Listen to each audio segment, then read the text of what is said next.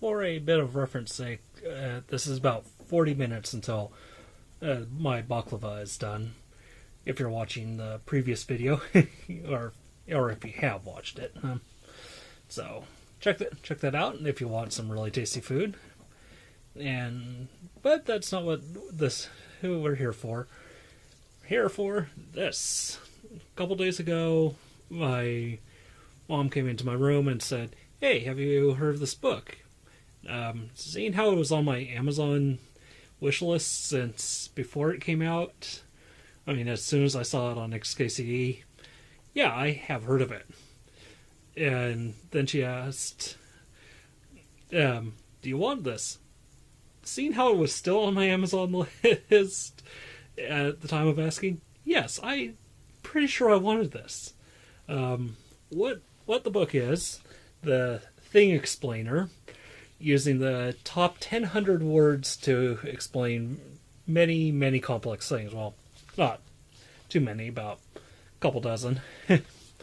Written by Randall Munroe, the creator of XKCD, based off of his one pretty famous comic, or hopefully famous, which is also included in this, the Upgoer 5, which was a extremely simplified version of explaining how a Saturn V rocket worked.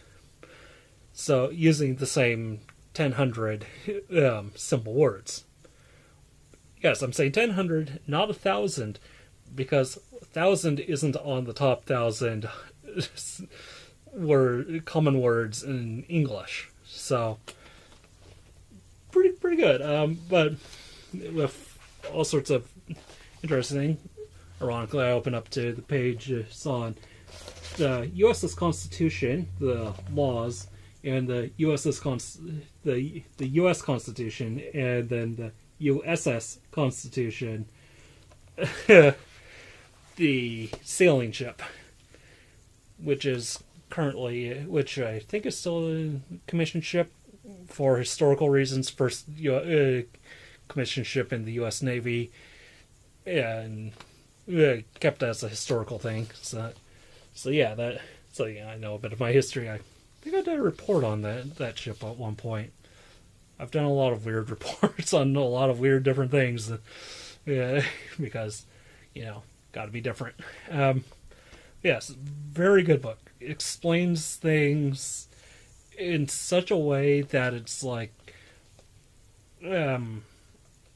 primary school level, kindergarten level, really, really simple. It really makes you think about how these processes really work. And if you don't understand, say, how an engine works, or how the ISS works, or even covers evolution and the geological map of the world, and like I said, the U.S. Constitution, as well as the USS Constitution, and of course covering things like skyboats, aka airplanes, and that sort of thing. It's really cool, really, really well done, because it's getting it as on the simplest level possible, so you can explain it to anyone. And beyond that, though, it's interesting because some of the stuff some of the words that he uses, because you can't have words like gasoline. That's not a common word. So it's firewater.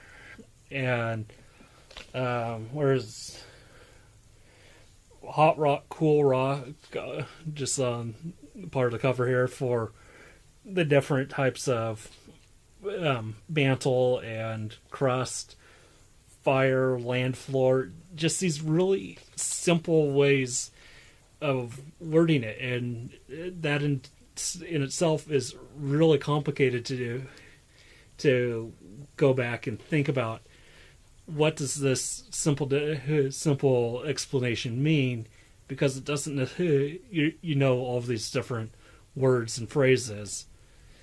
Like, he doesn't even explain. He doesn't even use the word engine or cell when he's describing cells, which got really interesting because it's always about bags of water. Because, well, anyone who's seen that very well written Star Trek episode really will know that humans and animals and even plants are bags of water. But it's all this really complicated stuff made simple. So when someone who knows what some of these complicated words mean, they're a little confused because they don't, because you're not able to recall what some of this stuff means. So far, the only thing I haven't been able to figure out is down here, places with lots of flashing skylights. I can't figure that one out because it does not. I want to say it goes with stars and good for astronomy, but it doesn't really line up with those areas because it doesn't match up with like it has like the east coast of the U.S. or even a lot of populated Asian areas on it. So it's like I don't think that's stars, and it can't be like the pyroclast related to earthquakes, which is also covered in that similar map. But so I'm a little confused on that. But yeah, Thing Explainer, very good book. I mean, if you are a technical person and want to get like your kid into it, I recommend it. I definitely recommend it for young age levels because it's written in a way that it's understandable to, say, kindergartners or cats or elected officials, primarily Republican elected officials. Recommend it for any of those groups who want to actually understand what the world actually works like. And for kids and cats, it's a good way to get them started thinking about the world. I mean, heck, it describes how to do an engine pretty well. It describes an airplane cockpit pretty well. So it's a good jumping off point. So yeah, recommend this book. Really funny how everything's because how simplified the wording is, not for any like attempts at humor, which there are a lot of hidden jokes and this and that, especially in the periodic table. The only element that isn't described either with a pictogram or with the simple words is gold. Which really says something about having 120 elements or so, about 120 elements, and only one of them is a common word. And looking at you, iron and silver for that one. Yeah, really recommend it. It's really funny to read. He has the list of words he used in the end, in case you want to do it, and tells you how to go to his, or gives you a link to his site so that you can see how many of the common words you use or have your writing translated. And I haven't really messed around with that much, so I don't remember it that well. But very fun book, very nerdy book, very simple book. Definitely pick it up. It's definitely worth it.